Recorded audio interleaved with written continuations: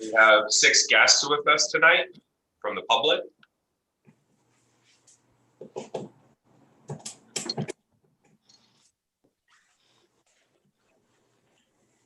And I think we're good to start. Okay, thank you all. Good evening, everybody, guests and panel members, to meeting number 2010, October 15th, Southwest New Brunswick Service Commission.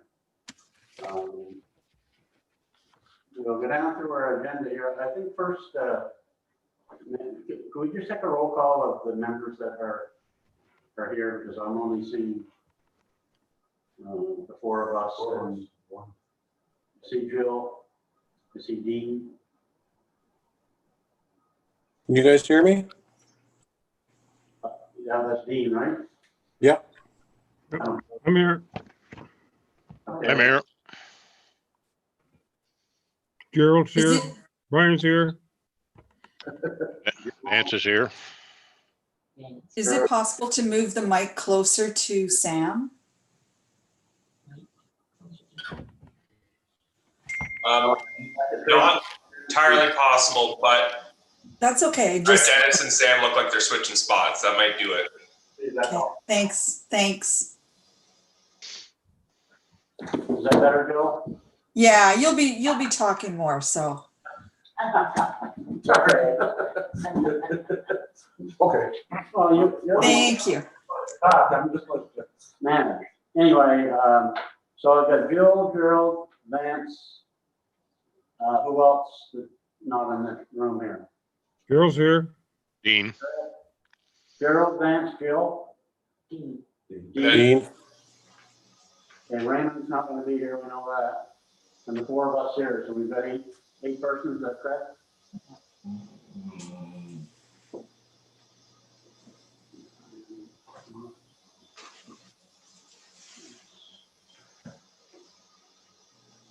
Okay, thanks for the pause there.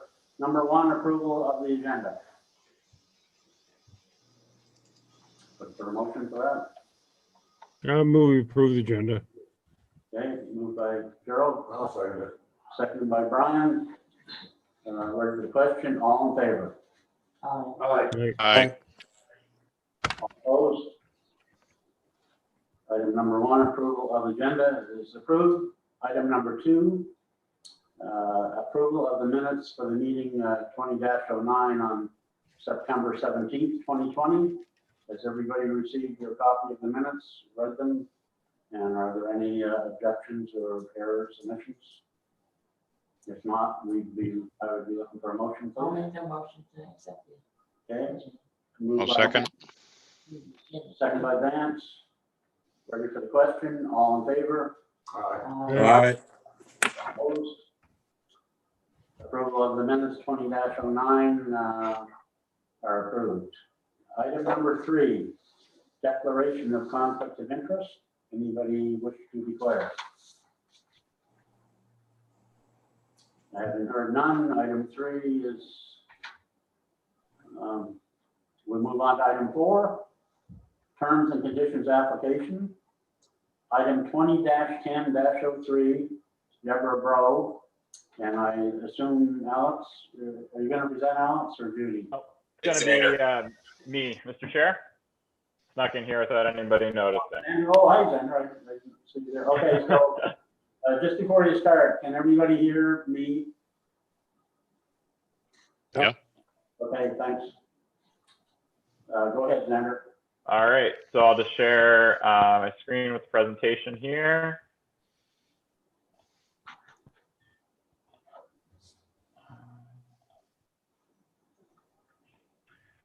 So this is a terms and conditions application for a bed and breakfast in St. Andrews. As I said, request to permit a bed and breakfast. This is an allowed secondary use with terms and conditions in the service residential SR zone. Single family dwelling will be a main use, and that's an allowed main use in the zone as well, but that's not really part of the discussion tonight. It's really just about the land use of the bed and breakfast as a secondary use. The land is currently vacant. There may be an old shed on the property. It's kind of hard to tell from satellite photos, and I'm actually in quarantine coming back from Ontario, so I haven't been able to go check it out. But at the building permit stage, we would definitely look at that. Just confirming the zoning here. It's that property kind of in the middle there. That's the orange service residential. The other properties on that block are either service residential, or the ones fronting on Water Street are mixed use. And you can see the satellite photo here. Those mixed use properties are all residential uses, but they're still in the mixed use zone. There was a house on the property, but that has been demolished. And as you can see from the road, it's an overgrown vacant lot.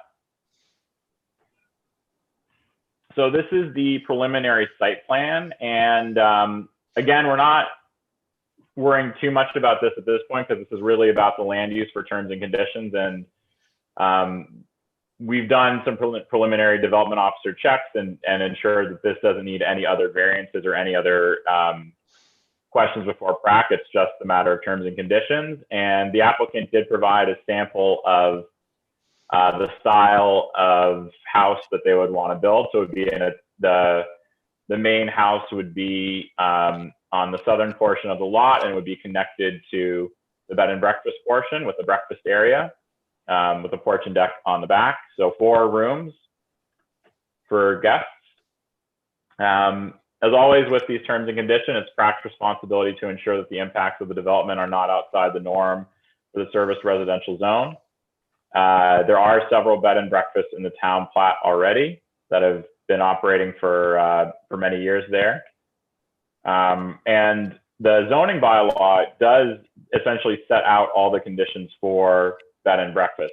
There's a whole section dealing with bed and breakfast, as well as home-based businesses, with which most of the policies do apply. They deal with adequate parking, the number of rooms, meal service being for overnight guests only, making sure these aren't actually restaurants, limiting signage, public safety. And there haven't been a whole lot of communications. There was a bit with the town of St. Andrews CAO, and he expressed that the town wished for the owner agent to live on site. And that isn't in the current zoning bylaw, but it's likely that a clause like that will be in the new zoning bylaw that we're working on with the town, which will hopefully be enacted by the end of the year. So kind of getting ahead of that.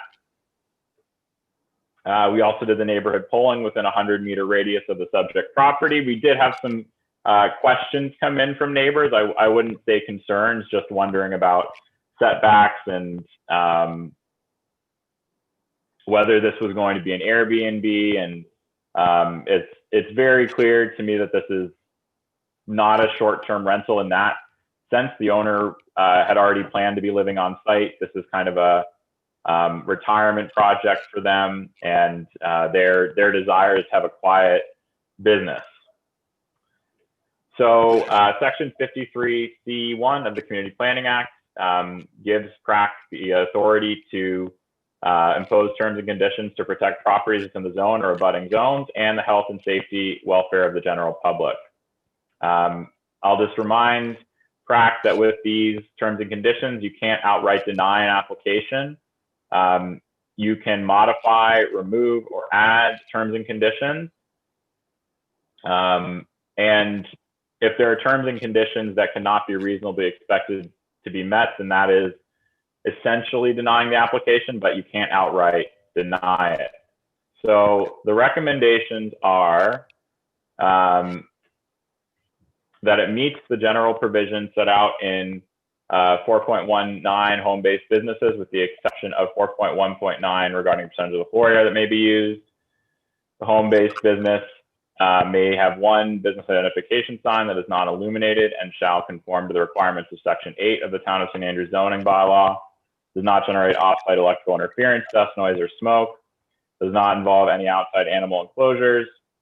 And no more than one assistant employee or associate who is not a family member residing on the premises is active or employed in the business carried on such a premises.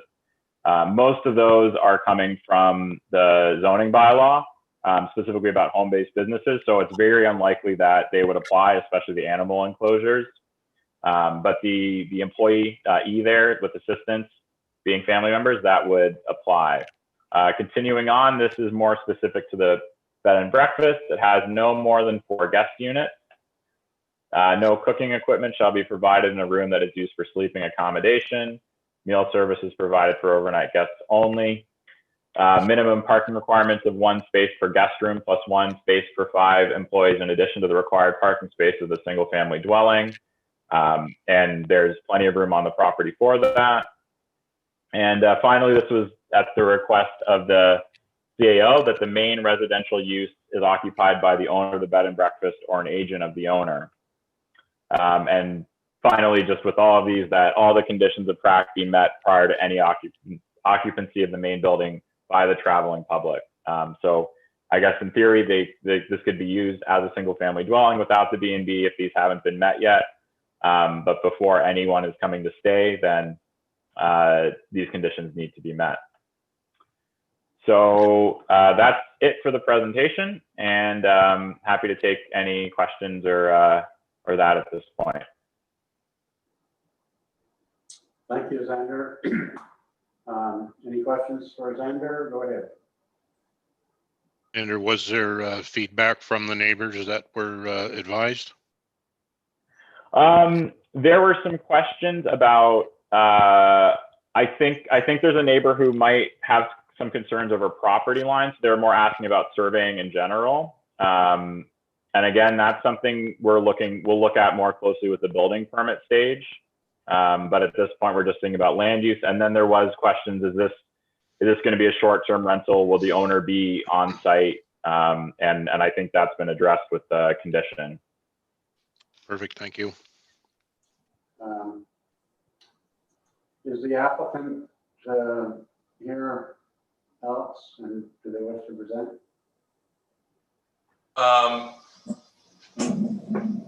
Second here, to go through the list.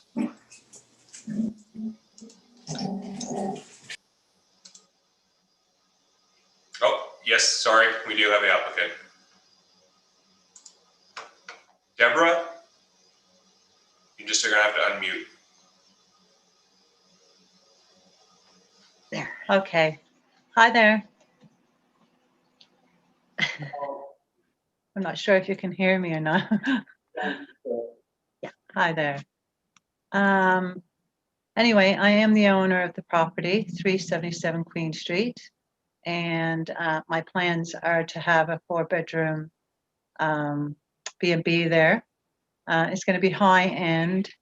And the reason for this is that I work for Coastal Transport. I'm a little bit nervous, so, but anyway, I work for Coastal Transport, and it's a very hard job and very, how can I explain it? Physical. It's very physical. And this to me is like a retirement plan that I have. And I'm actually looking so forward to it. But it's something that's going to be not as intense as the job that I am doing now. And I'm a very social person, and I love to be around people. And I think this would be right up my alley, so to speak, that I would enjoy it.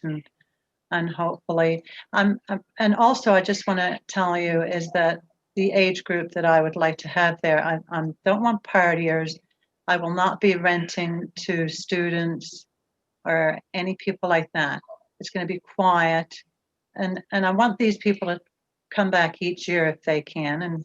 And this is what I want to do anyway. I don't know how much else I could say, but hopefully this will work out for And me. I think there's a need for it here. It is #1 destination in Canada And now, it is so. the #1 destination in Canada. And as far as I do know, there is a need for these bed and breakfasts. So, and I will be staying here. I'd be living here. Other than that, I am looking forward to doing this project. And hopefully it can be up and running for next summer of 2021. Okay, thank you, Ms. Crowe. Are there any other guests who would like to speak in favor of the project? Mr. Chair, we have a number of people who wish to speak. I don't know if they wish to speak for or against. So, It's difficult to tell on this platform, but Okay. I suggest we just allow each person to speak. are there enough that want to speak that we should set a time limit, or? Looks like we have about 5 people who wish to speak. 5? Okay, so let's be a little bit liberal here and go no more than 5 minutes for each person. Okay, so I'm going to promote Alina Thompson to speak first. Okay, can you hear me? We can, Yes. So I am on the corner of Augustus and Queen. So my property backs up onto 377 Queen Street. I really, I don't have a problem with the bed and breakfast, but I'm really concerned about the boundaries. And I know that the property is 47 feet wide. So that kind of sort of concerns me, and I would like to see a plan, like a plan for the property, not necessarily for the buildings, but for the property. And I don't know how you're going to have a house there and have parking in the back and all that. So I'm just it's just butts right up into my property and the Cheatleys at 51 Augustus, who are not in town at the moment, but I'm sure I know they're concerned about it too, and we'd like some more information. So to end, I don't have anything against the B&B, but I'm just concerned about the boundaries.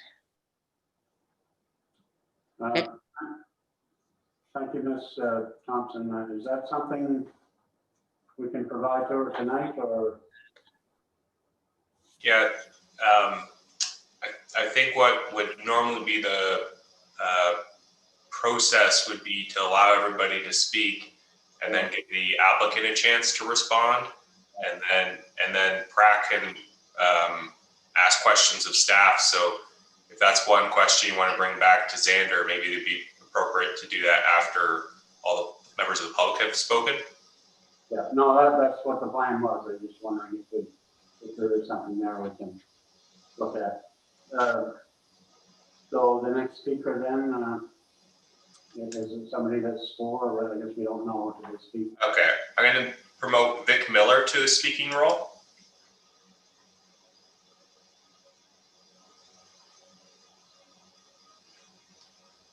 Vic, you're just going to have to unmute. Can you hear me? Yes.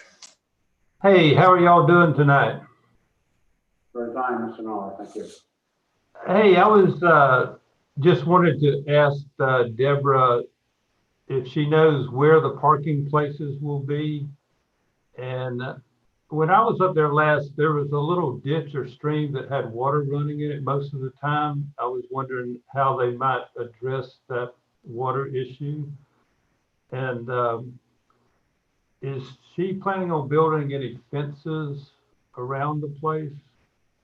And I understand from what she said tonight that she plans on living there personally. Just like to make sure that's correct.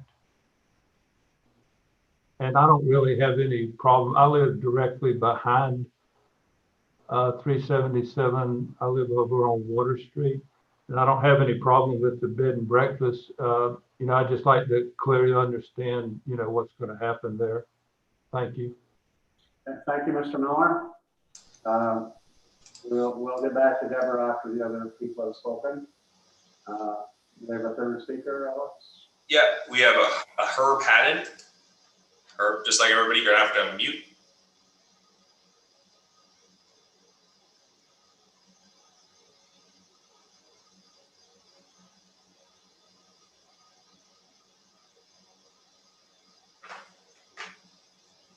Oh, Herb has no comments. Okay, All right, the next one would be Nancy Mandley.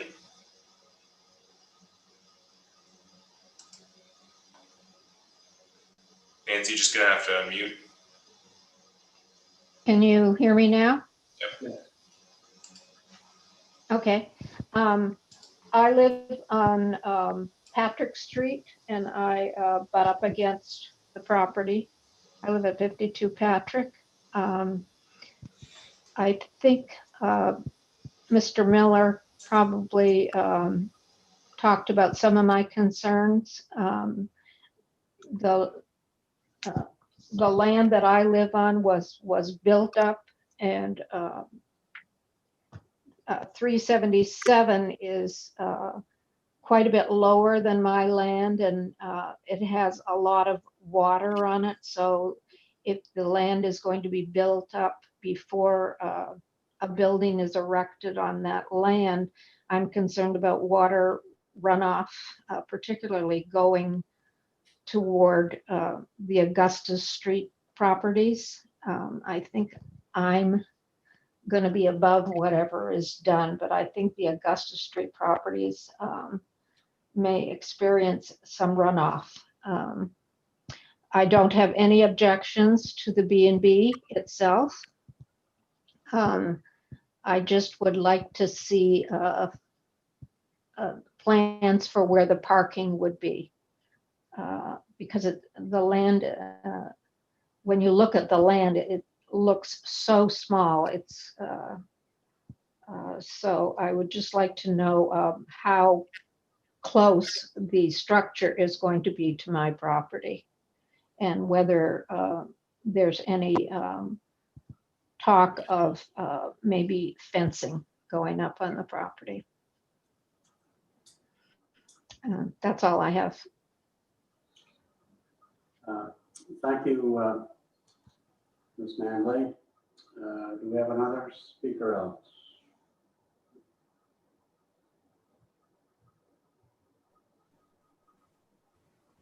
Can't hear you. Sorry. We did get a comment from Herb.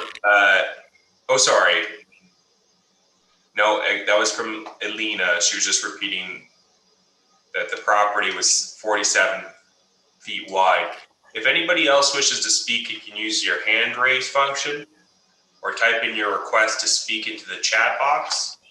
I believe I got everybody who used those two functions, but maybe I will just give you one moment to do that if you haven't already. If you're calling in and you wish to speak, you have to dial *9 to raise your hand, and then I'll know.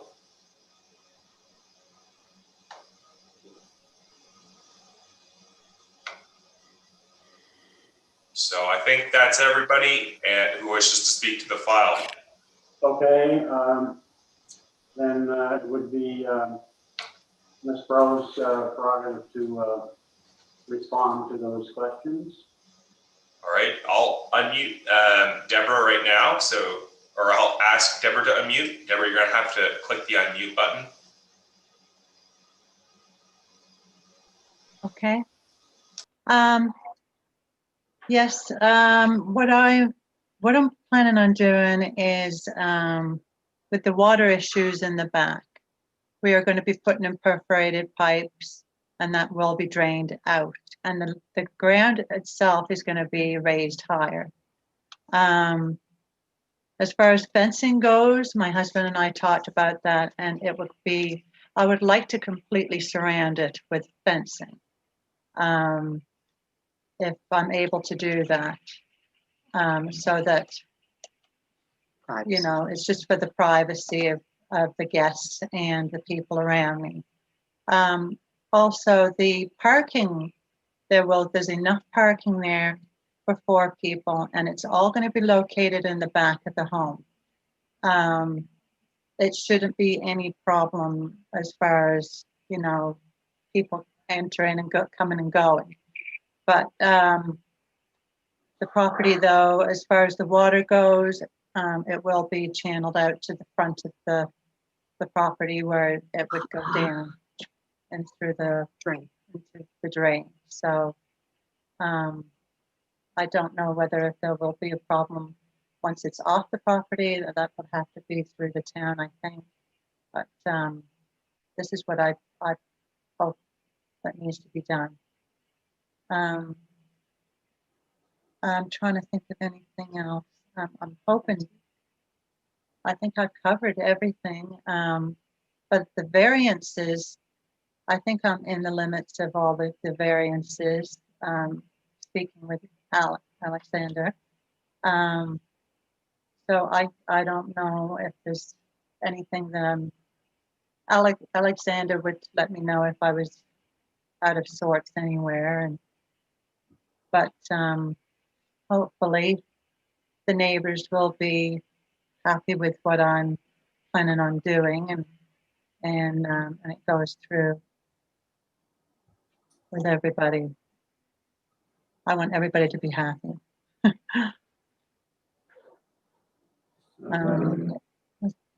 Thank you, Ms. Rowe. Xander, perhaps you could just touch a bit on the question from Ms. Thompson about the site plan.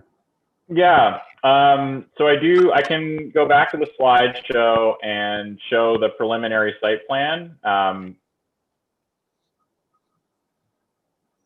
guess I have to share my screen. That would be helpful.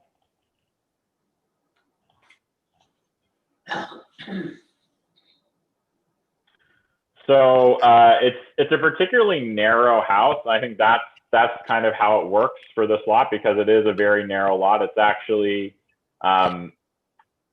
it's considered an existing undersized lot, so it isn't subject to the frontage or minimum lot size requirements of the zoning bylaw, because it was already in existence before that zoning bylaw.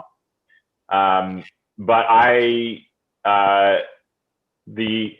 it's a little hard to tell here, and the scanner kind of tilted it a little bit, but the dots here are the property lines. Essentially, the whole page is the property, and then the lines, the black lines here, show where the house would be. This area would be the parking. And yes, from the preliminary look at the site plan, it met all the other requirements that it wasn't exempted from for the lot standards. If for new builds in St. Andrews, there is a requirement that some type of runoff plan be shown so that it isn't causing issues for neighbors. And it sounds like the applicant has already considered this, but that's something we need to see before a building permit would be issued. And the matter of the property line is more of a legal matter than a planning matter.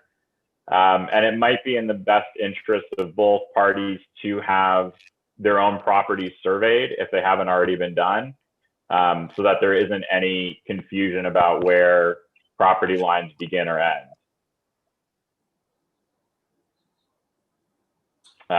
But again, that's something that until there's a building permit, where we see an actual, site plan that's going with that building permit, isn't really part of the discussion tonight, which is primarily about the land use, which is the bed and breakfast and the conditions for that. Okay, point taken on land use. Thank you, Xander. So are there any questions from the panel to either the applicant or Xander?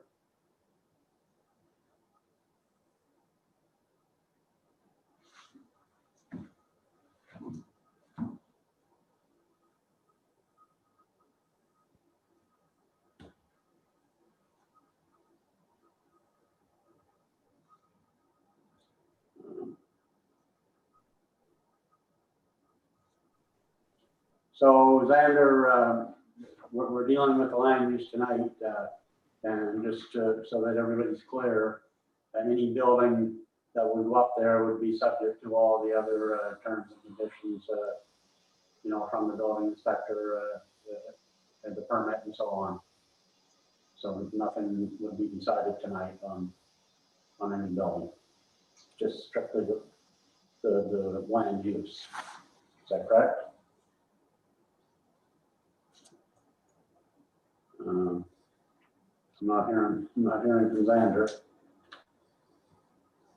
Sorry, guys, I was muted. Yes, that is all correct, Mr. Chair. All right. Okay, any other, excuse me, any other questions or discussion, suggestions? Any terms or conditions that anybody feels should be added or amended?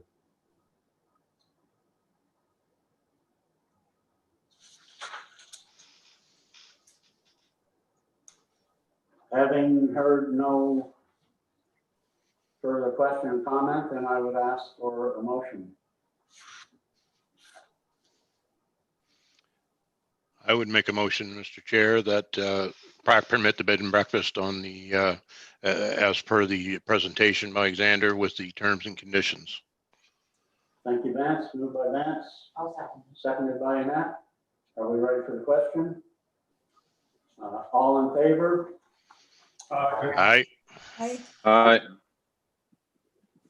I'm just going to ask the people that aren't here just for sure. Jill, Yes, yes. Gerald, Yes, I'm fine. Vance. Yep. And everybody here said aye. Opposed? Having none opposed, the motion is passed. Item 20-10-03, Deborah Broad. Terms and conditions. Congratulations.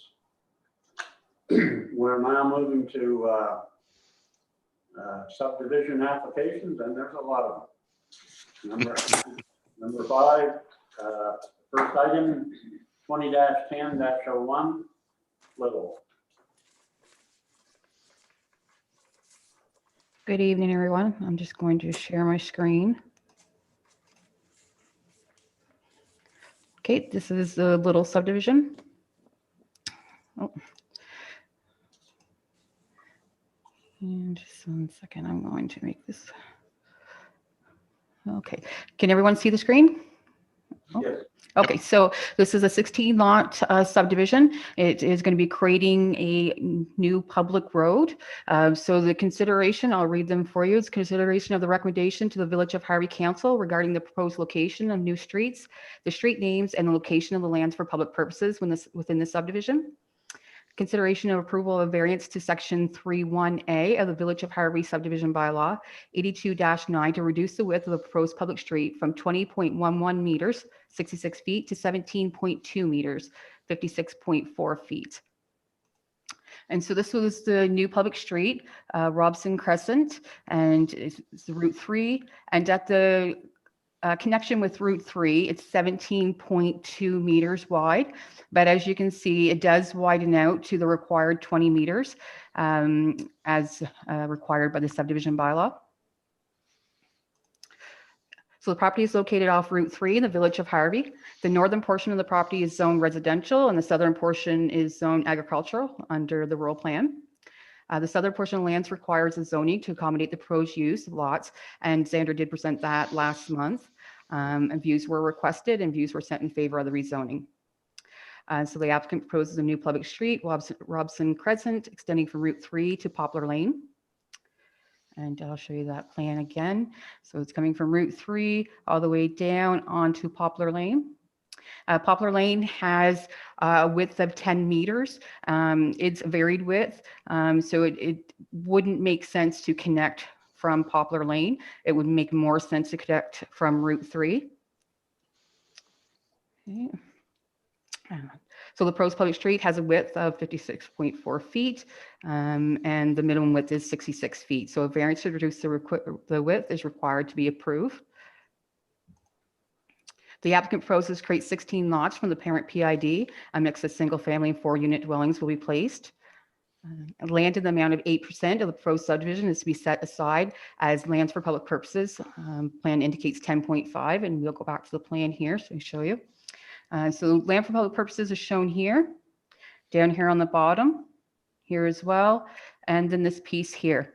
After talking with the client, he would like to have this land for public purpose at the bottom here removed and added with the remnant. And this piece here would be a good location instead of just having a parcel of land on this side.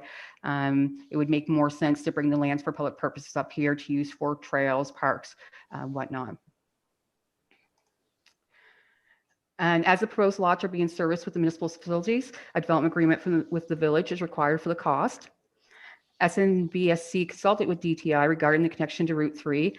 As the width is less than DTI subdivision standards, no major concerns were raised. And this is the property here. This would be the southern portion, and this would be going towards Route 3.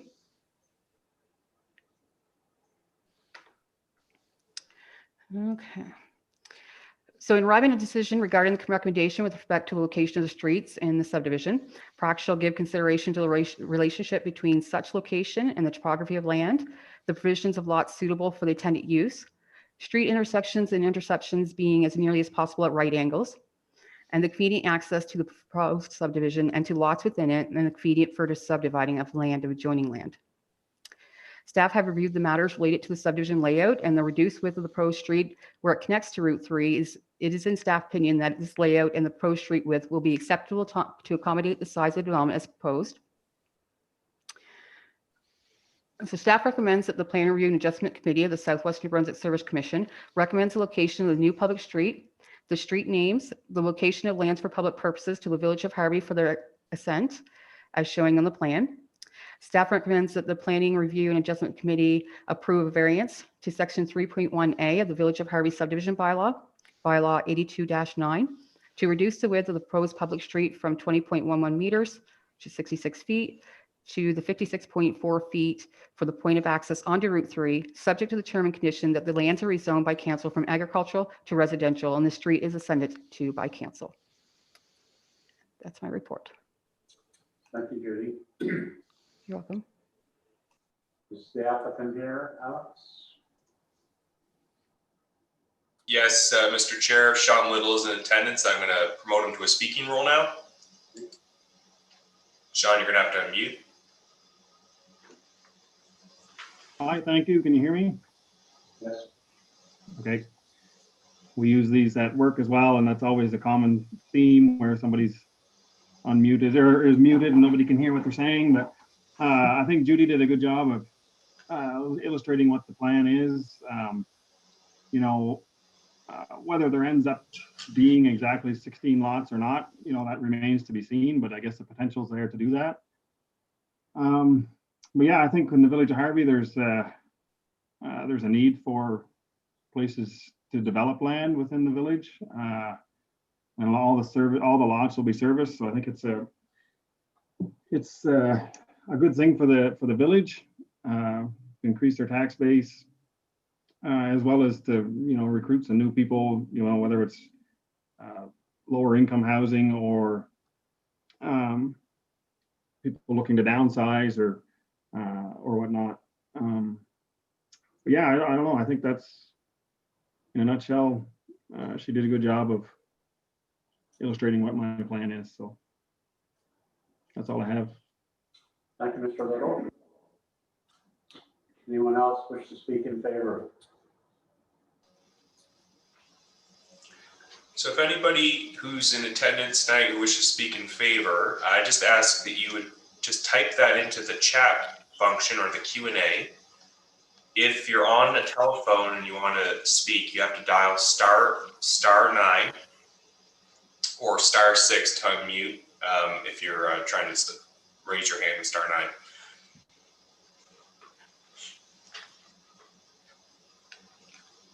I'll just give a moment there.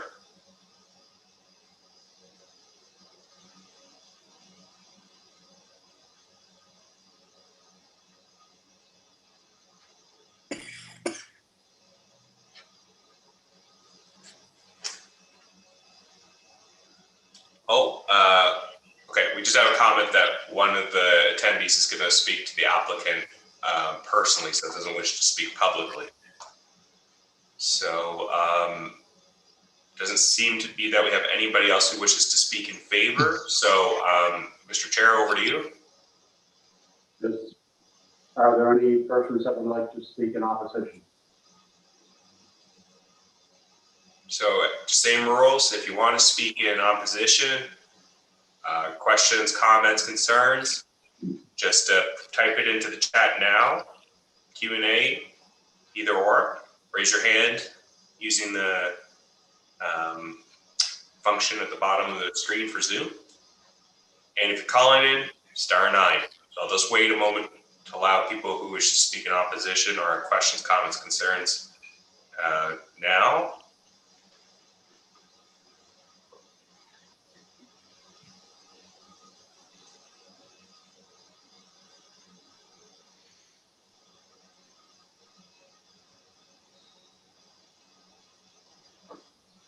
We do have one comment came in here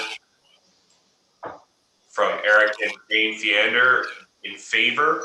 I was just a little late, but it's just the chat box. But it looks like nobody else is wishing to speak or ask questions or comments at this time. Thank you, Alex. We'll open it to the panel now for questions or comments. I have a couple of questions, Mr. Chair, if I may. Go ahead, Vance. Okay. First, Judy, I'm looking at the report now that's provided to the panel members. So just a point of clarification on the subdivision plan, the name of the street is Robinson Crescent, but in the report, it's noted as Robinson Crescent. That is my mistake. I had, when I looked at the plan, I thought it said Robinson. It's actually Robinson Okay. Robinson without the N. So that is my mistake. I did fix that in the report. And when we are speaking with the village, we will let them know that that is the correct spelling. Okay, perfect. I just wanted to clarify because we're being asked to approve the name. One of the other things, second question I have, I guess, is you noted in your presentation and also in the report that the proposed street width would be acceptable to accommodate the size of the development as it's proposed. So the obvious question here, I guess, is this the total development, or is there a second phase or third phase, that sort of thing in the planning? Not that I'm aware of. Maybe a better question for Sean. It's not that we have spoken about, any further subdividing. Mm-hmm. So you can maybe speak with him. Okay.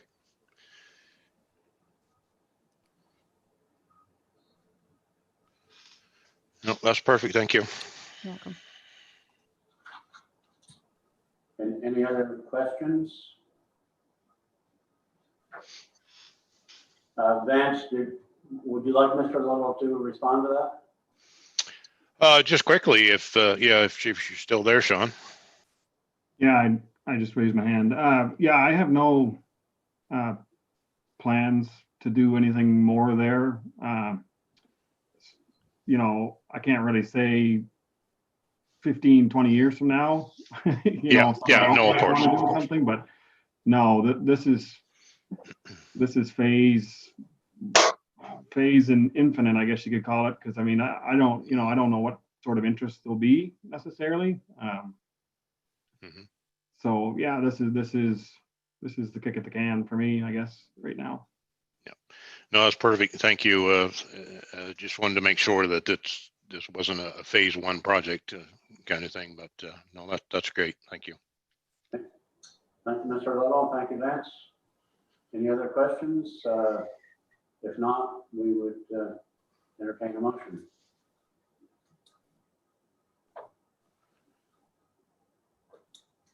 If I could, Mr. Chair, just a reminder that the motion in this case is not to approve, but it's to provide a view to council.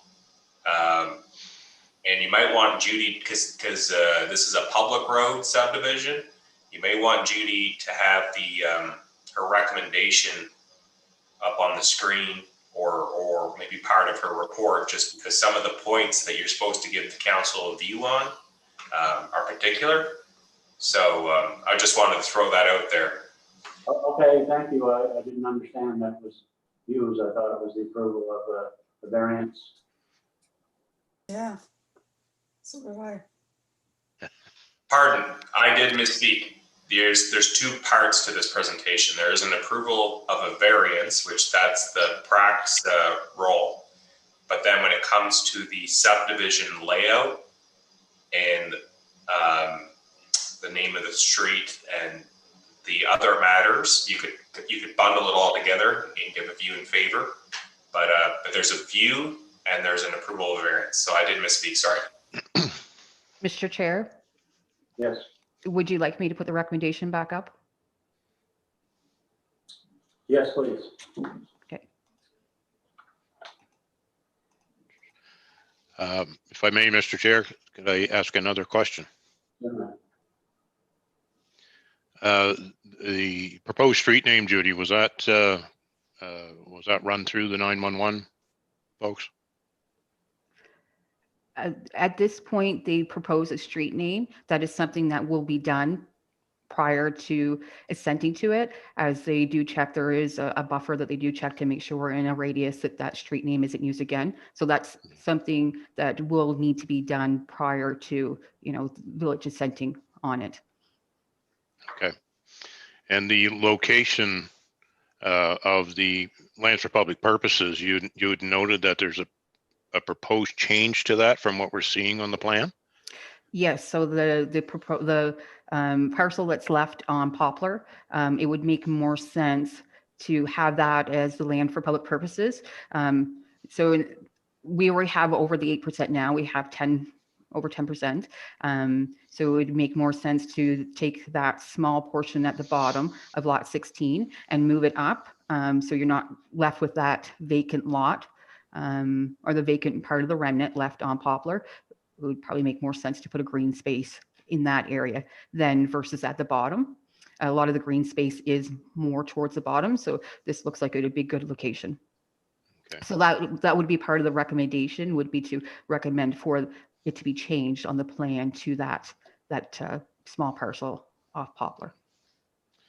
So having said that, Mr. Chair, I would put forth a motion that PRAC provide a recommendation, a positive recommendation in favor of the proposed location of the new street, the proposed street name, and the location of the lands for public purposes with the alteration as described in the presentation. So without the variance? No, that's the separate, this is a recommendation in favor of. The variance is a separate motion.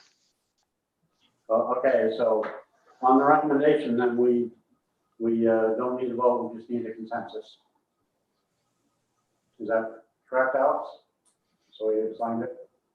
The variance approval would require a 50% plus one vote.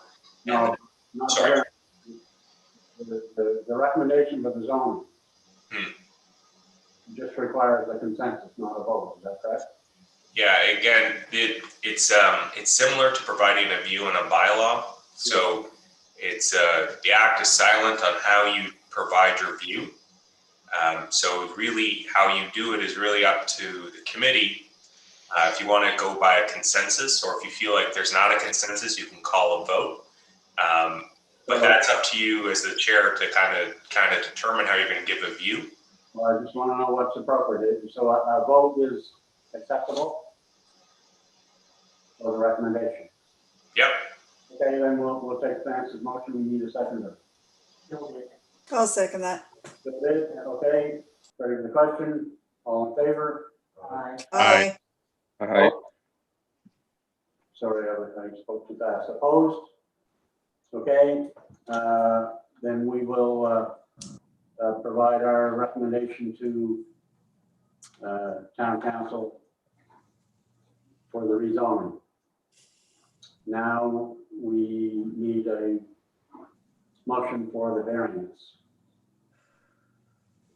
Mr. Chair, could we call up the subdivision plan again so we next see that variance? Yeah, we can do that. Judy, could you, are you able to put up the subdivision plan again, please? Sure.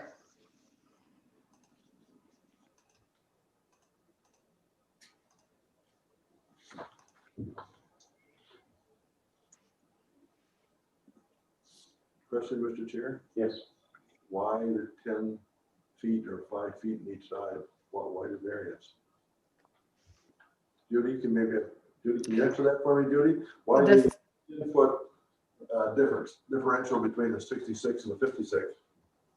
The subdivision bylaw states that the minimum width be 66 feet. In this case, the portion on the road, they only have 17.2 meters. As they come in, it does widen out to the 20 meters. So that's why they do require the variance, because not the entire portion of the road has to be 66 feet. In this case, it isn't. It's a very small portion that isn't the 66 feet wide, but that is why they require the variance. Did that answer your question, or? No, I'm not quite clear. Not really. Is this a new road? This is a new road, yes. So this would be the first public road that PRAC has seen. Normally, it's all private roads. This is a public road. Because the road is assented by the village, their subdivision bylaw, which states it has to be 66 feet wide, is what prevails. As my presentation said, we did consult with DTI, and their standards would be different, but they're not ascending to this road. The village is ascending to the road. What we're not understanding is why, if it's a new road, why can't it be made 66 feet? Because they don't have the space. They only have 17. They don't own the lots on each side of that. They don't own the lots here nor here. The only portion he has on the road is 17.2. That makes it clear. So they're not part of this subdivision. Pardon? The two front lots that border the highway are not part of No. this. Okay. No. Yeah, the lots are on each side of the proposed road. Okay, now we're okay. We're okay now. We're okay now. Thank you very much. Mr. Chair, maybe I could add one piece as well. Okay. And Sean Little is also still online, but we did look at this with the applicant from various angles because of this. So our goal was to try to achieve compliance with the bylaw if possible. So we looked at this from the point of view of Poplar Lane as well, and maybe doing a cul-de-sac or like a P-loop subdivision. So there's been many renditions of this proposed subdivision, and this would be the most reasonable type of subdivision layout that staff can possibly work with the advice of DTI. So I spoke with Norm Cote at DTI, who's a senior official there, and went through this plan, and this was, in his view, would be an acceptable configuration. Thank you. Yeah, no, I've no issue with it now that we know that those two lots were not part of the subdivision. That was a bit. So the bottom line, that was a bottleneck at the beginning. Yeah. Okay, we're okay now. Yep. I'm okay anyway. We're okay with that. So we're looking for a motion then for the variance. I'll make a motion that we accept the variance from 66 feet to 56 something feet, and in order to allow proper access to the highway. Okay, moved by Brian Cornish.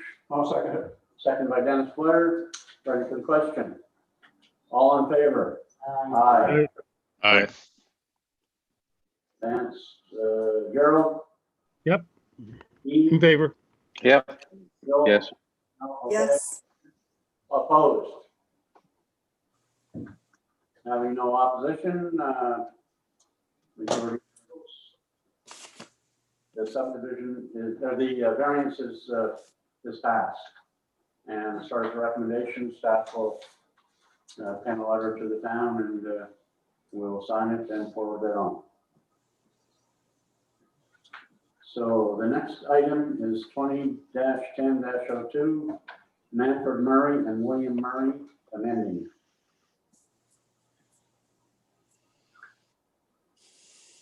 Okay, so this is a consideration of the creation of two lots on existing private right-of-way and a consideration of a variance in the width of a lot. So this is an amending subdivision plan. when the lot was first configured, it would have gone right up straight through here. Now they're looking at creating two lots, 20-1 and 20-2, off an existing private access. It is a private right-of-way, not an access. It does not have its own PID, so it's a right-of-way across the remnant to access the two lots.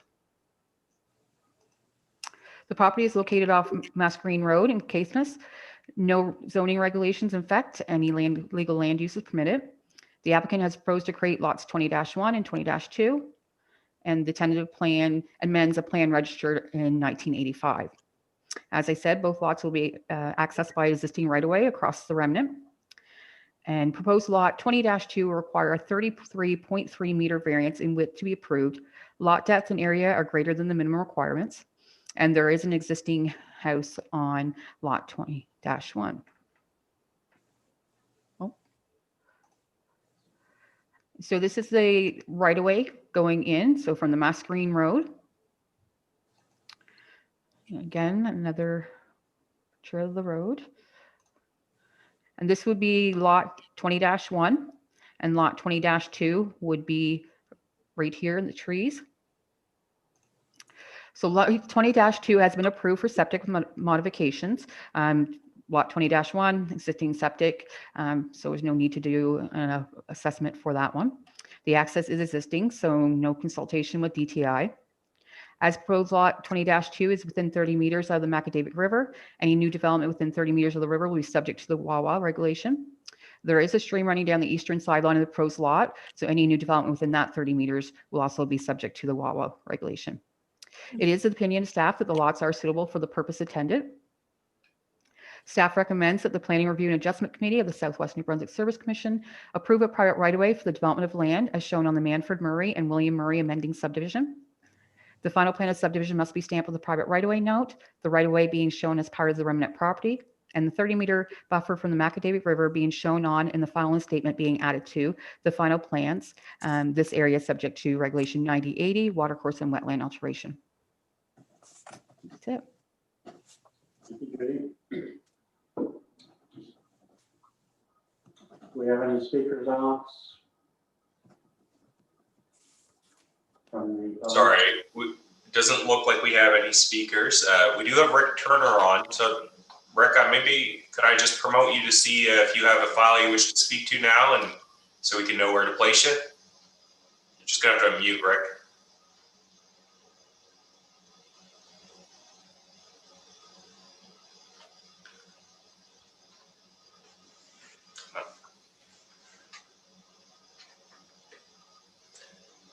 All right, Rick. I think we can hear you now.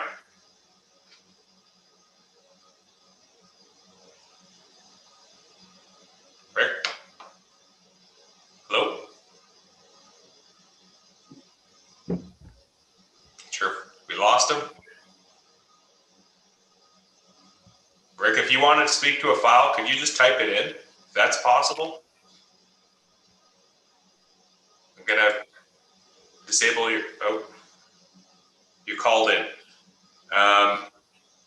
Okay, I'll promote you on that line.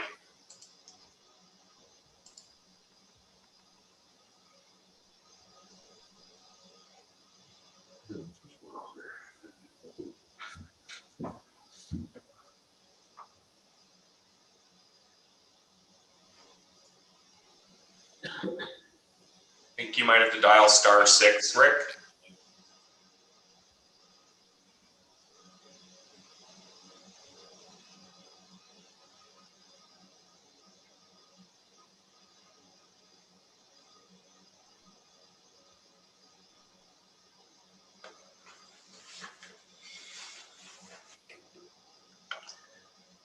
Okay, all right.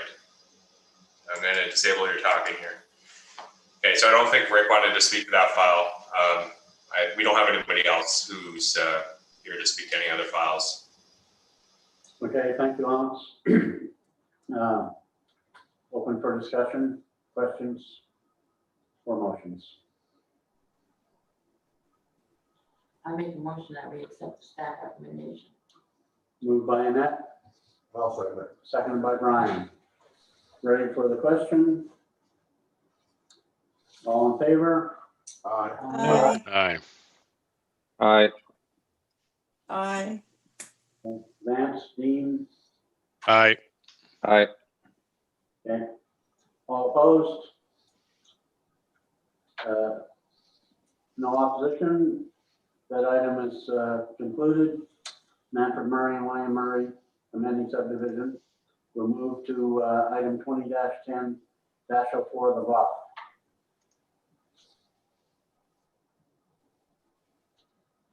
Okay, so the bluff subdivision is something that we've been reapproving for a few years now. They have decided to create some inland lots, so not on the water. So this is a consideration, the creation of 8 lots on a 20-meter wide private access owned and maintained by the Road Association.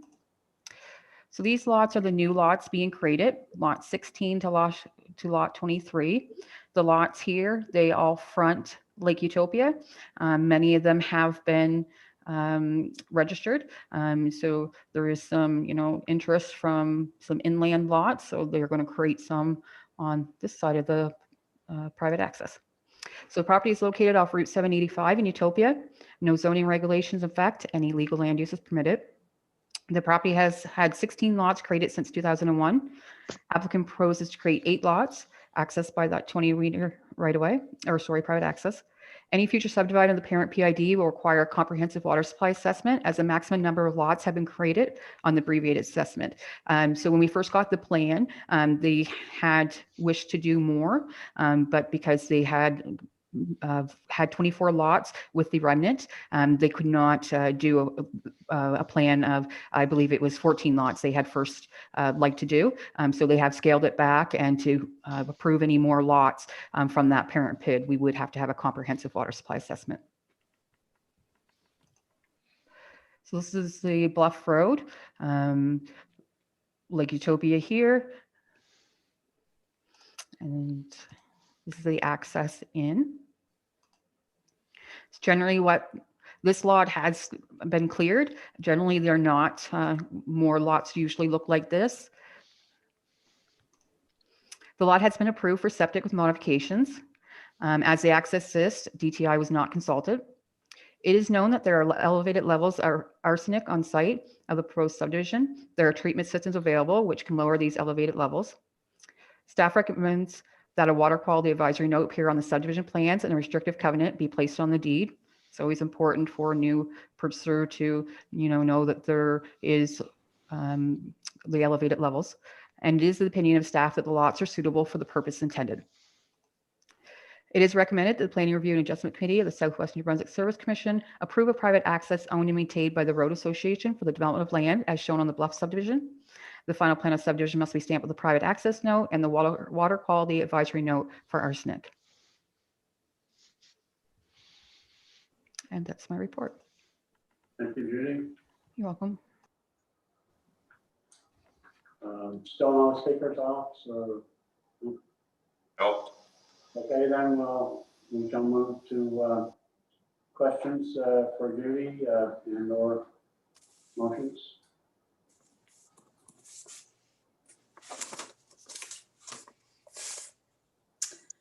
Well, Mr. Chair, I'll make a motion that we accept staff recommendation to reapprove this Bluff subdivision. Moved by Joe. I'll second it. Cheryl. I'll second it. Didn't say it. Okay. Seconded by Gerald Gass.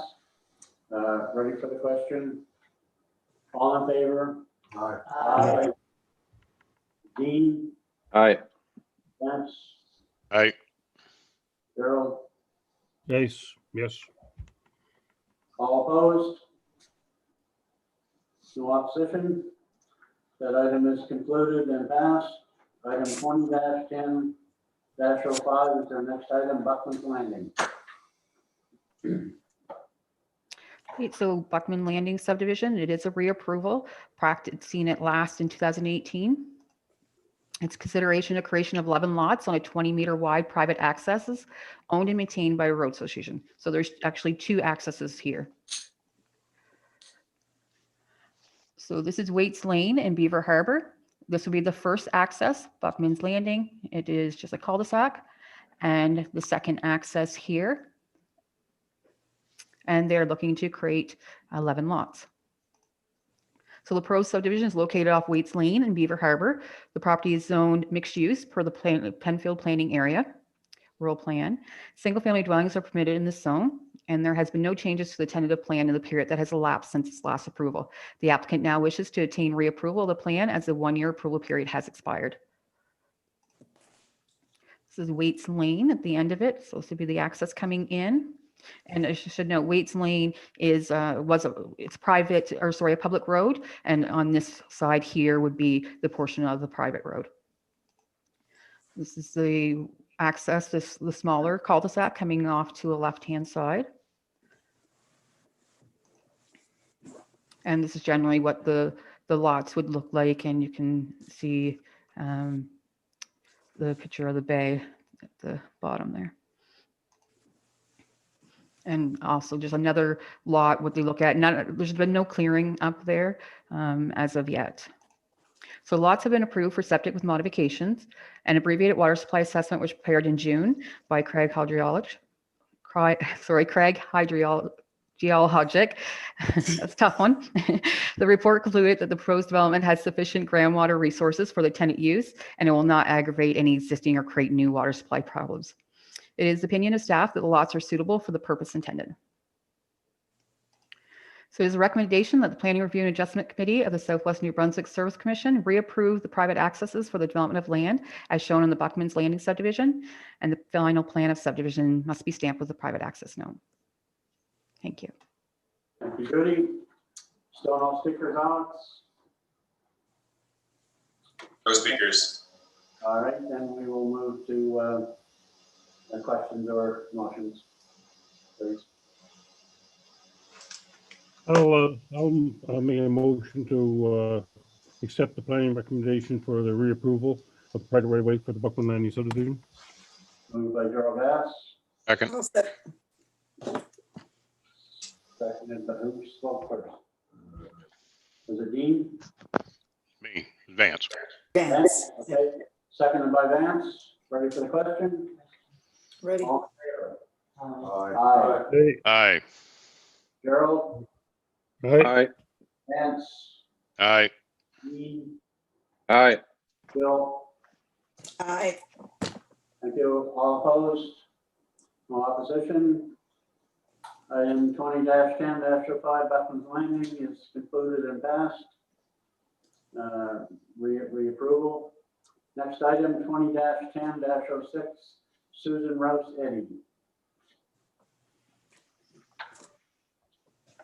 Okay, so this is also a reapproval.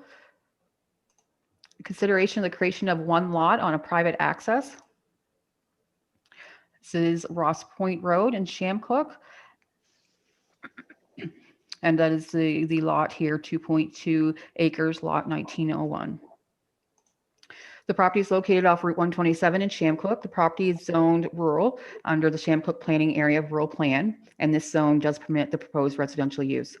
The applicant has proposed to create lot 1901. The lot will be accessed by existing private right-of-way, private access known as Ross Point Road. No changes to the tentative plan in the period that has elapsed since its last approval, and the applicant now wishes to attain reapproval. This is the access here. And the lot is, and another picture of the lot. So existing private access, DTI was not consulted. Lot has been approved for septic with modifications, and it is in the opinion of staff that the lot is suitable for the purpose intended.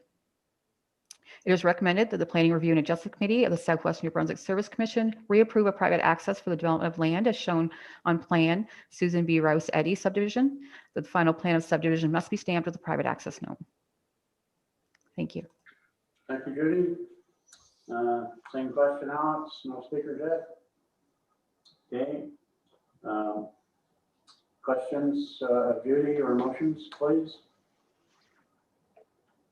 I move that Susan B. Rose subdivision plan be reinstated. Okay. Moved by I'll second. Brian, seconded by Annette. Are we ready for the question? All in favor? Aye. Aye. Aye. Joe? Joe, She muted, Jim. Oh, Gerald, yes. Gerald, Vance, already, Dean, Aye. all opposed? Motion is carried. Item 20-10-06, Susan Rose Eddy. Next item, 20-10-07, Ross Ventures, 2016-2. Again, another reapproval. Consideration of the creation of 11 lots on a 12-meter wide private access owned and maintained by a road association, and a consideration of a variance in the width of 3 lots. This is a plan here. This is a Glebe Road, private access coming in, and these are the 11 lots to be created. At the bottom here, there is a PSW, so provincially significant wetland. So any development within that 30-meter buffer, they would, with a provincially significant wetland, they still could apply, but the regulations for a provincially significant wetland would be significantly different than just a normal regulated wetland or lake or river. So property is located off Glebe Road in Shamcook. The property is zoned rural under the Shamcook Planning Area Rural Plan, and the zone permits residential uses. Applicant proposes to create 11 lots from the parent PID. The lot will be accessed by a 12-meter wide private access owned and maintained by a road association. And part of the private access is on PID 15190150. I'll go back to the plan. So this one access here, there's clamshell lane here, but this private access is on a portion of this property which is owned by the same owner. Lots 6 to 9 will require variances in the width of a lot to be approved.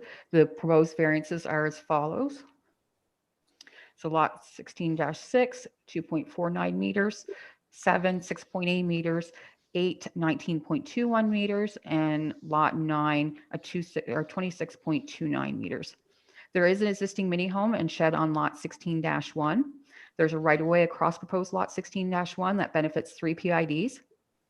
There's a provincially significant wetland on the property. Proposed lots do not appear to be affected. The developable area of the lots abutting the PSW is as follows.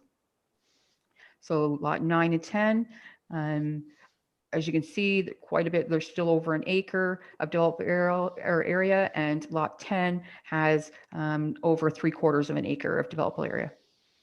The applicant now wishes to obtain reapproval for the lots as the 1-year approval period has expired. So this is Clamshell Lane coming out onto Glebe Road. This is the new access that is proposed. So this wouldn't be the clamshell. This would be coming across that 15190-150. This would be some lots at the bottom.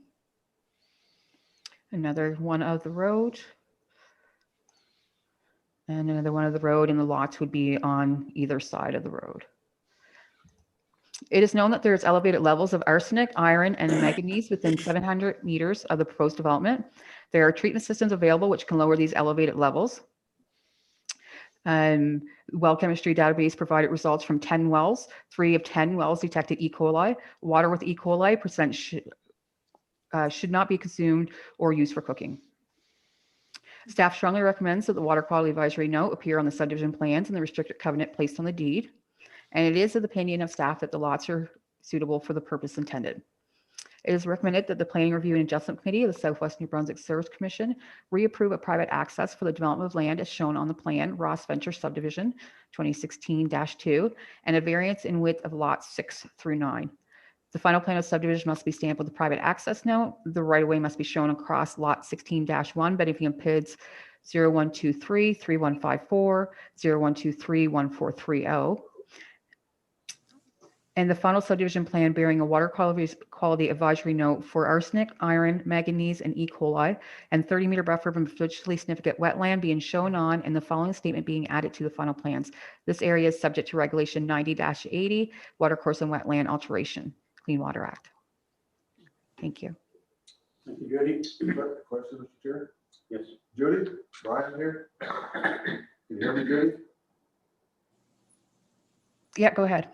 Yeah, just a question. I noticed that we have stated several times that due to arsenic and other types of minerals, so there's systems available to reduce that level, but it didn't say that in the E. coli one. Also, there are systems out there, filtration systems that are on that. It doesn't say that there are systems available for that.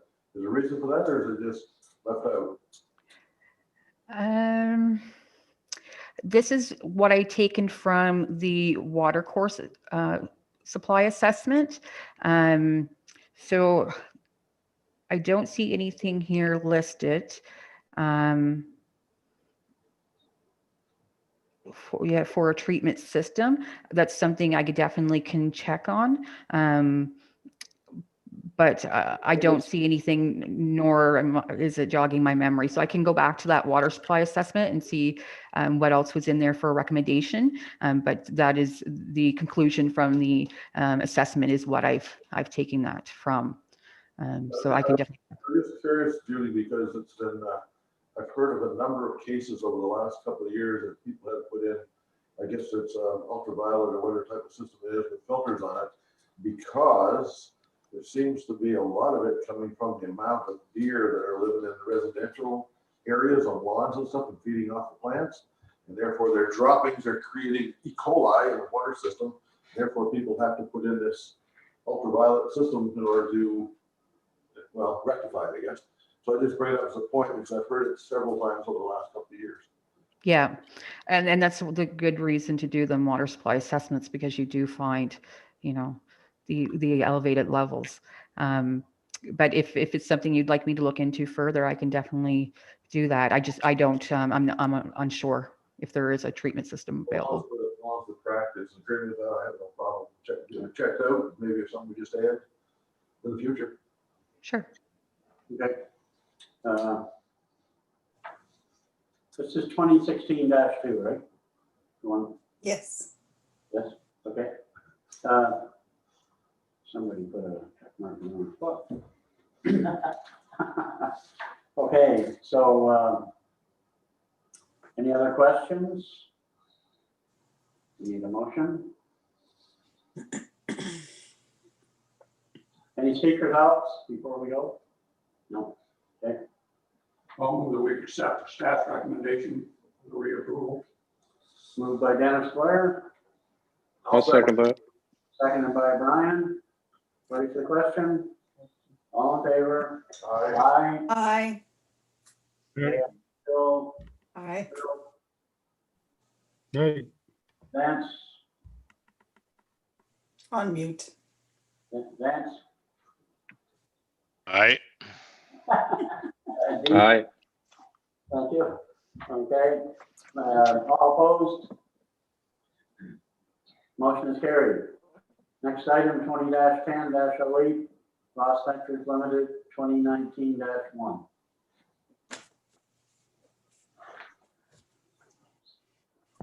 This is a consideration of the creation of a lot on a 12-meter wide private right-of-way. So this lot here is the lot just above the last lot. So it's taking in a very large portion, right down from, this will be the clamshell lane here, and it is a big portion. I believe it's, I'll check to see what side it is, sorry, I can't see. So the property is located off Glebe Road, Shamcook. It's zoned rural under the Shamcook Planning Area Rural Plan. The applicant proposes to create lot 19-1, and the proposed lot will be accessed by existing 12-meter right-of-way. There is a regulated wetland on the property, but it does not appear to affect any of the lots. The applicant now wishes to obtain reapproval for the lots as the 1-year approval period has expired. So this is the very narrow lane going down in. And it does widen out as it's just there's a narrow section as you go down in, and then the 12 meters, it does vary some as you go down through. And so as the proposed lots is within 30 meters of a provincially significant wetland, any new development within 30 meters of the wetland will be subject to the water course and wetland alteration regulation. No septic assessment required as the lot is over 5 acres. And it is the opinion of staff that the lot is suitable for the purpose intended. It is recommended that the Planning Review and Adjustment Committee of the Southwest New Brunswick Service Commission approve a private right-of-way for the development of land as shown on plan, Ross Ventures Limited, subdivision 2019-1. The final plan of subdivision be stamped with a private right-of-way note and the 30-meter buffer from the wetlands shown on and the following statement being added to the final plan. This area is subject to regulation 90-80, watercourse and wetland alteration. Thank you.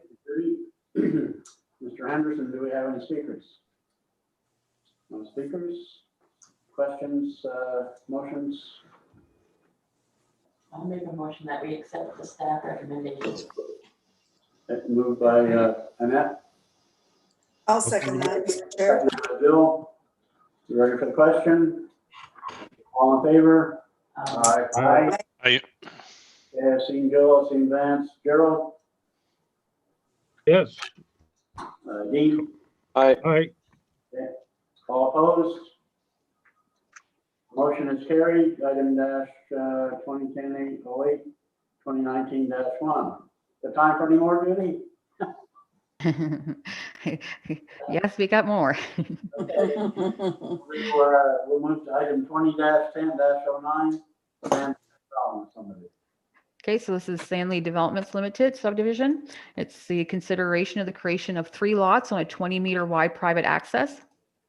This lot was approved. All 3 of the lots were approved at one time. The owner had bought all 3 lots together and consolidated them into one. Now she would like to split the lots in the same configuration as prior. So property is located off Route 785 in Utopia. No zoning regulations in effect. Any legal land use is permitted. The applicant has proposed to create 3 lots. The proposed lots will be accessed by a 20-meter wide private access owned and maintained by a road association. And there is an existing dwelling on proposed lot 4AA. These lots were previously approved by PRAC. The lots were sold and consolidated into one. Owner would like to subdivide to original layout. This is the road association and Route 785. And again, the road in. And the proposed lots would be on the right-hand side. So there's a paved road going in for quite a ways, and then there's the dirt road portion. The lots, like I said, will be on the right-hand side. The lot has been approved for septic with modifications. The access is existing. DTI was not consulted. As the proposed lots are within 30 meters of Lake Utopia, any development within 30 meters of the lake will be subject to the watercourse and wetland alteration.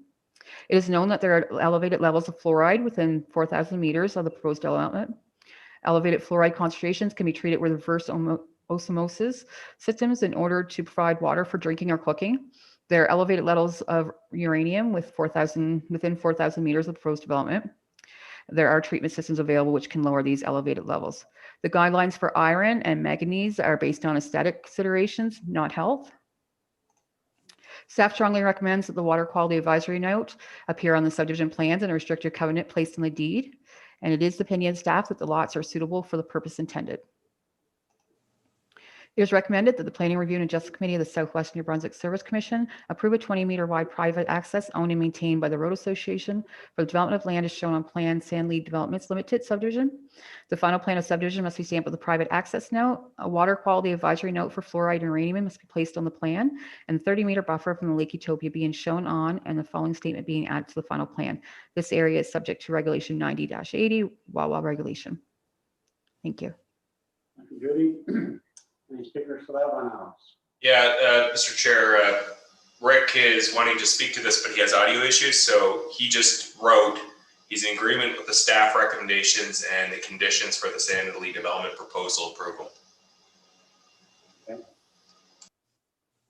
And Rick Turner is He's representing Surveyor. Surveyor, representing the client here. Okay. Just want everybody to know who Rick Turner is. Okay. Okay, any questions? I have one, Mr. Chair. Go ahead. Judy, what was the time lapse between the the 2 subdivisions, the initial and after the consolidation to today's? You're muted. When we got the original submission, it's been a few years, but because they sold it and it was consolidated. It has to, we can't revert back. So it's been they've been getting their reapprovals every year, but this is one of the lots that got approved, registered as one. So it's, I would say, like I said, every year it goes back for reapproval. It's been 5 or 6 years since we got the first, actually, it's been longer than that. Time goes by too quick. It's probably been more 8 or 9 years that we've had this. Okay, thank you. Welcome.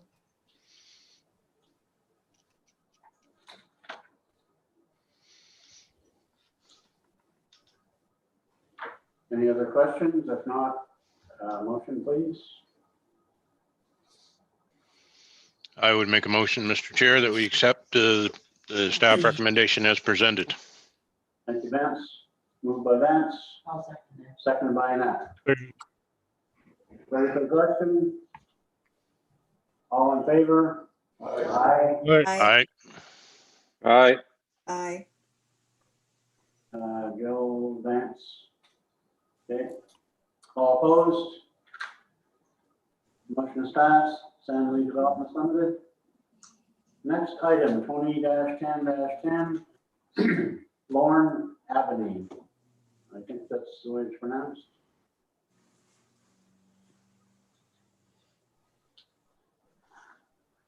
Okay, so this is also a reapproval, consideration of the creation of 2 lots on a 20-meter wide private access owned and maintained by a road association. The 2 lots are here. This one here, 1917, has a residential dwelling, and it also has a tennis court. And this lot 19-18 has a storage building on it. Property is located off Route 785 in Utopia. No zoning regulations affect. Any legal land use is permitted. Applicant proposes to create lots 19-17, 19-18, and the lots will be accessed by a 20-meter private access owned and maintained by a road association known as the Stanley Road Association Limited Property. So this is on the same road association as the last property. No changes in the plan since the last approval. So again, the road in, there's 785 in Utopia. This is the storage building on lot 1918. And the residential building on lot, 17, and the tennis court. The lots are over 5 acres, no on-site septic assessment required. Existing private access, DTI was not consulted. It is known that there are elevated levels of fluoride within 4,000 meters of the proposed development.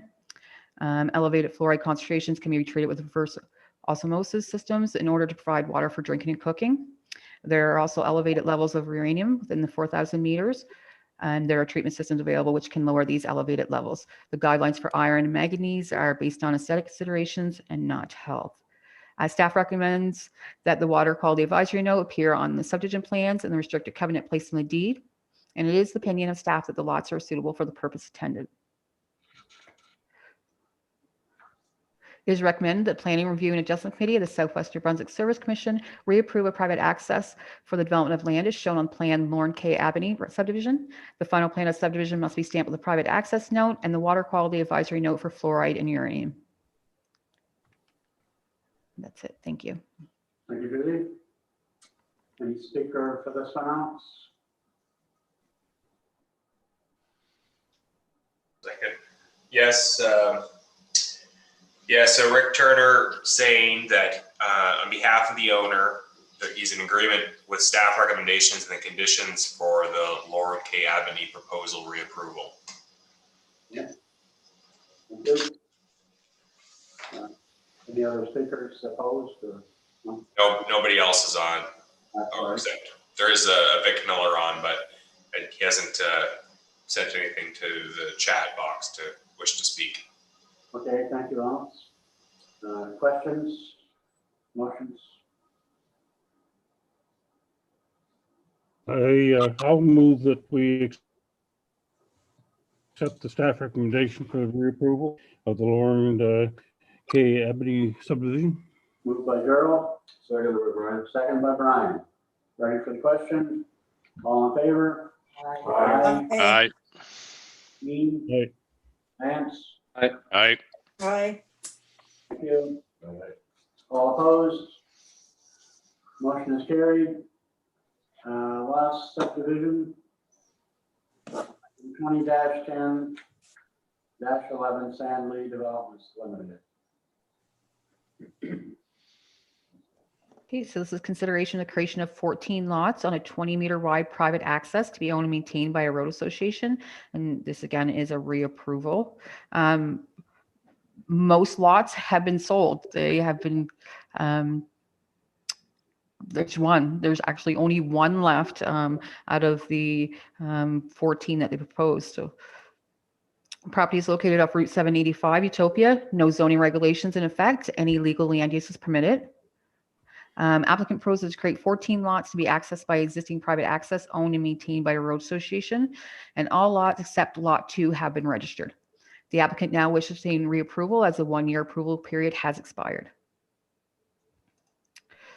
So again, Route 785, same road association. And these are some older photos that we've had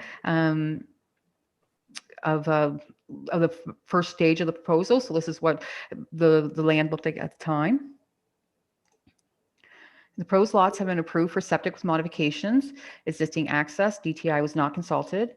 As the proposed lots are within 30 meters of Lake Utopia, any development within 30 meters of the lake will be subject to the WAWA regulation.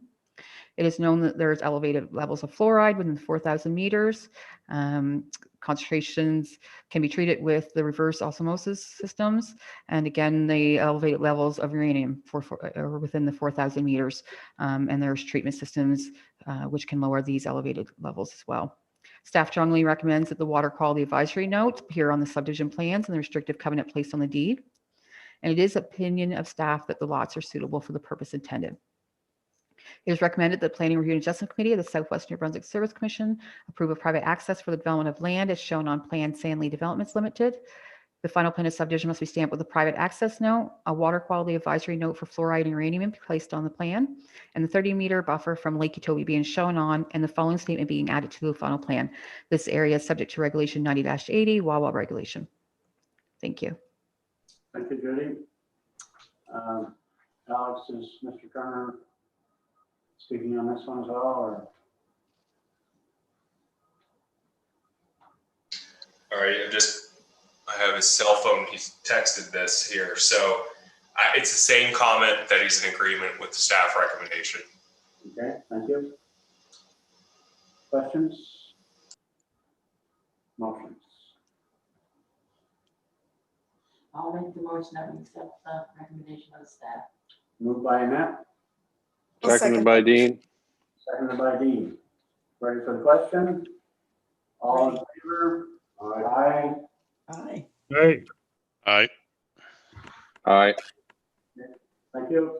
All opposed? Motion is carried. That ends category 5 with the subdivisions. I'm sure Judy could use a break. We'll move to item 6, views on bylaws and regulations. Who wishes to present? So, Mr. Chair, I'm going to present on this one, and I will begin by saying I'm sorry. This is an awkward file to present because I was supposed to have presented this to PRAC last month because of the 30-day time limit for views on bylaws. So first off, I'd like to apologize to the committee. The council and McAdam requested views on this bylaw at their September 9th council meeting. So that would have meant that this file should have been viewed at the September PRAC meeting. Now, I wasn't in attendance at that PRAC meeting, which would have been on the 17th. So unfortunately, we're now past the 30-day threshold. So I'm prepared to present this bylaw tonight and give you what the bylaw contains. And you can still provide a view to council, though you're not required at this point anymore by the act. It's mea culpa. And so with that regard, it may be a good idea to still provide a view. We might have a situation where McAdam's meeting schedule is a little different than most councils. They meet on a kind of bi-weekly basis or ad hoc kind of basis. And so they could have already processed this through third reading too. So I've just really realized this in the last little bit here. So I do apologize again to the committee. In terms of the legal ramifications for missing this, I think all that was required is that the council request the views of the committee in writing. Now, McAdam doesn't normally request views with a letter. Some councils do that, but typically with McAdam, they're just putting it in their minutes. That may be something we need to work on, and I think going forward, you know, that might be better that some communications go straight to the chair, and then it was a mistake by staff that he goes to the committee straight. Letter to us? Sorry? You mean a letter to us requesting? Yeah, that instead of just because staff are made aware of the requests, and then we put it on your agenda. But if there's a letter goes straight to the chair, that might help if you get CC'd on letters going forward for views. Okay, sorry to interrupt. Go ahead. Yeah, so no, my apology, and this is something that, you know, it's not, I don't take this lightly, so this shouldn't happen in the future. But I'm prepared to do the presentation tonight, though it may be a moot point. Well, we better hear it, I think. Yep. Unless there's anybody opposed, I would say we would like to hear it. Sure, okay. And you're forgiven.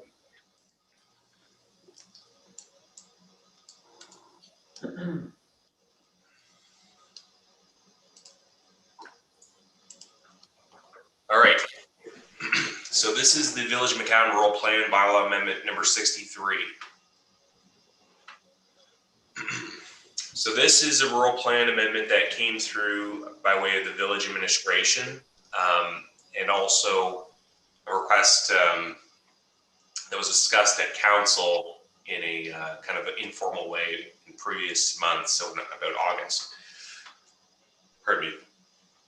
There is some properties in McAdam in the southwest corner of the village, which are around Farm Road, and they have been zoned residential for quite some time, although there's no services in the area, and small lots that are typical to a residential zone are not appropriate.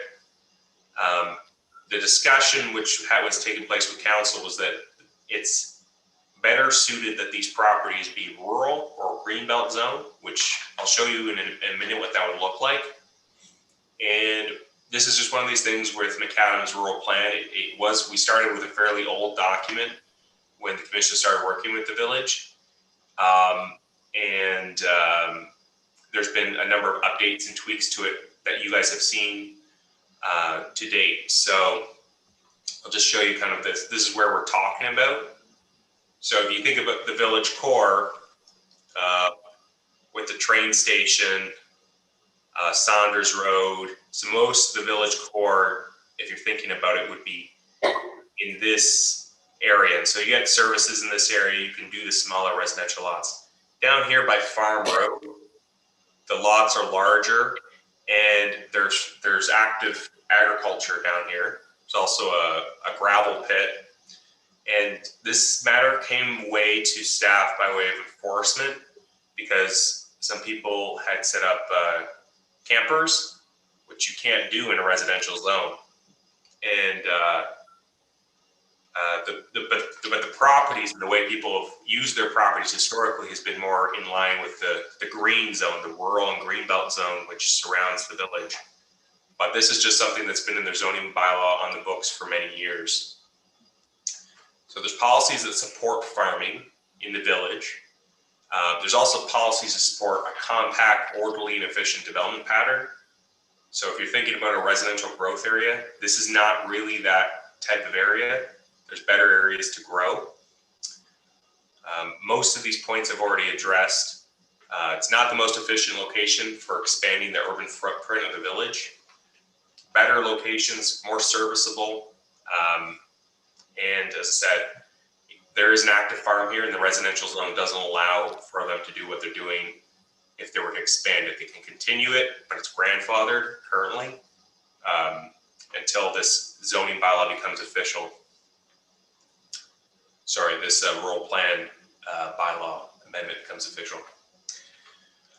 So we've recommended to council that they rezone a number of properties around Farm Road from single to family residential to the rural and greenbelt zone. And it would be on the basis that it complies better with the goals of the village, with the rural plan, and rightly reflects the present best uses of these properties. So this is what the language of the amendment would look like. So this is bylaw number 58 is hereby amended with the following. So this is an amendment to the zoning map. And this is the map that would be attached to that bylaw, showing the properties change from the yellow residential zone to the greenbelt zone. But this is what it looks like currently. So that's the current zoning map, and this is what it would go to. So we'd have people in attendance at a public hearing that was just held recently, and there was people who own some of these properties spoke in support of it, and we've had correspondence from people who are in support of it generally. So I think this is what people understood these properties to be, and it may have been envisioned as a residential growth area in the 70s, but with McAdams' growth trajectory right now, there's plenty of room to grow with what's available in the village as is. So this is what you can do in that zone. So you can do single family dwellings, you can do cottages, you can have farms with livestock, you can do campgrounds, so bringing a camper to your site and using your property as a campground, that's fine. But the lot sizes are more appropriate for rural, 1 acre, 54 meter wide, and 45 meters depth. So, as I said, more appropriate than a current provision, which allows much smaller than would be acceptable lots given the servicing. So this was a recommendation presented to council that they approve the amendment, and then it would have to go to the Minister of Local Government for approval and registration under the Community Planning Act. So that concludes the presentation. Thank you, Alex. Well, I'll just ask the panel members, I guess, based on your earlier explanation, Alex, of the time when this is all on, if the panel wishes to discuss it and provide a view or not. So I think we should put in a view. Okay, Dennis says yes, Annette says yes, Brian, yes, Vance, Yes. Jill, Yes, yeah. Jean,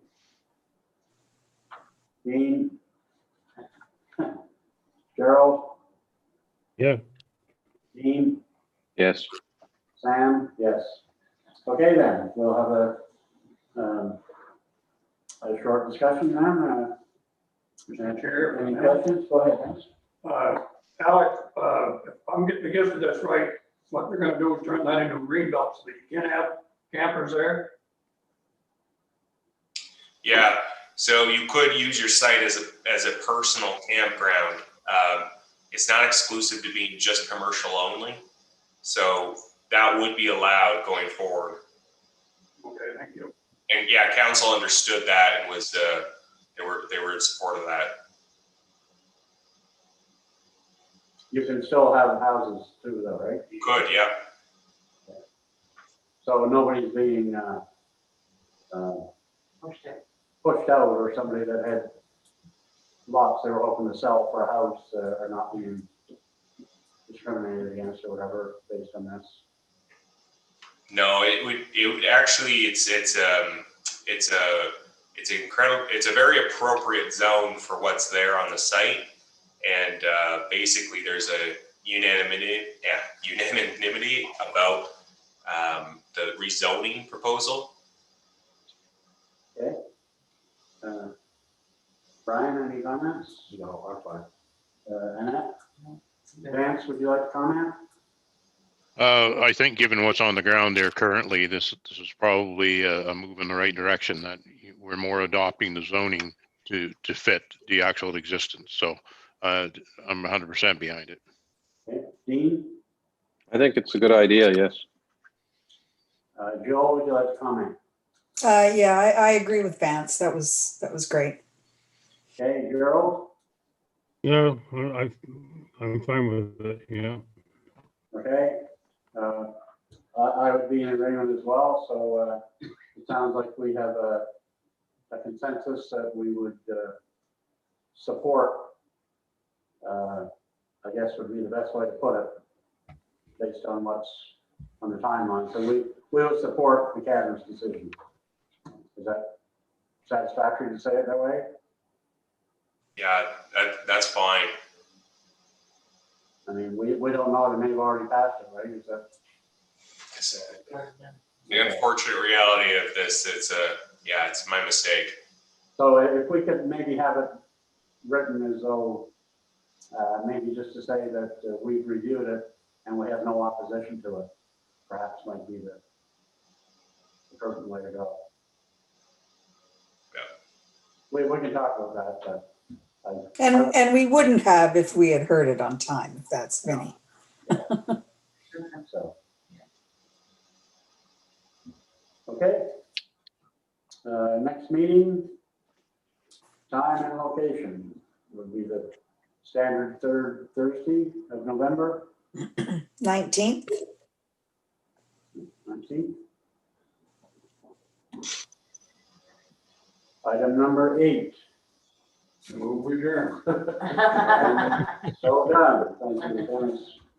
Thank you, everybody. It was a busy night, but it went very smoothly. Thank you, the excellent work by Judy and the presenters. So thanks very much, everybody. Thanks to the staff for the clarifications that we asked for and responded very quickly, which made our jobs easier. So thank you and good night. Thanks, everybody. Thank you. Good night. Thanks.